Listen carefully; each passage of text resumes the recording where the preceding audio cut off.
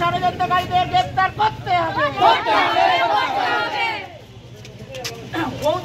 গুমা ১ নম্বর পঞ্চায়েতের উপপ্রধান খুনে মূল অভিযুক্ত গৌতম দাসের ফাঁসির দাবিতে বারাসাত আদালতের সামনে বিক্ষোভ এলাকাবাসীর।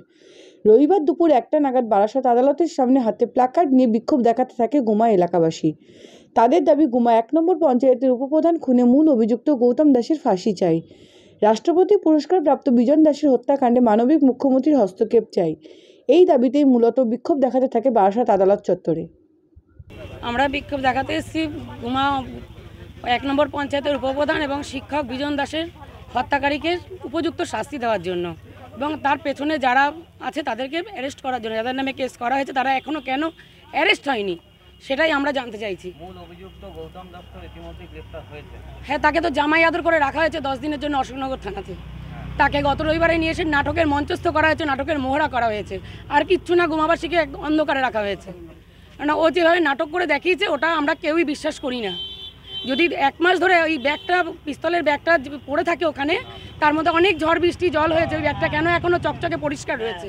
আমাদের প্রশ্নটা এইখানে। এটা কি পুলিশের মনে কি জাগছে না যে এটা পুরো নাটক করা হচ্ছে? ওকে তো আজকেও আনা হলো না জামাই আদর করে। ও তো দিব্য ভালো আছে, ওকে তো ওর ব্যবস্থা আমরা চাই। ওই আসামির পেছনে আরও যারা আছে, গুমা 1 নম্বর পঞ্চায়েতের প্রধান এবং তার স্বামী, তাদেরকে অ্যারেস্ট করা হোক। তাদের নামে তো কেস করা হয়েছে, কেন তাদেরকে অ্যারেস্ট করা হচ্ছে না? এর পেছনে, পুরো ঘটনার পেছনে আপনি কাকে বলছেন?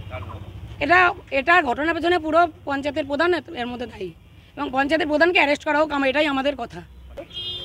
বিক্ষোভ হচ্ছে মানে খুনি শাস্তি, মানে ভালো শাস্তি পাক।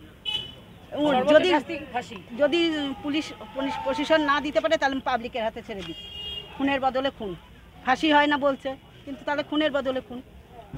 মূল অভিযুক্ত গৌতম দাস তো গ্রেফতার হয়েছে, হ্যাঁ, কি চাইছেন এখন? কেরম গ্রেফতার হয়েছে, মানে সবসময় ওনাকে পুলিশের প্রশাসনে সেই গার্ড দিয়ে নিয়ে যাচ্ছে। ওর কথাই তো কাজে দিচ্ছে দেখছি, আমাদের কোনো কথাই তো কাজে আসছে না।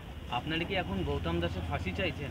হ্যাঁ, ফাঁসি চাইছেন, সেই কারণে কি আপনারা সেখানে এসে বিক্ষোভ দেখাচ্ছেন? ষড়যন্ত্রকারীদের গ্রেফতার করতে হবে। গৌতম দাসের অবিলম্বে ফাঁসি দিতে হবে। এক্সট্রা নিউজের জন্য কিষাণু ঘোষ দস্তিদারের রিপোর্ট, বারাসাত।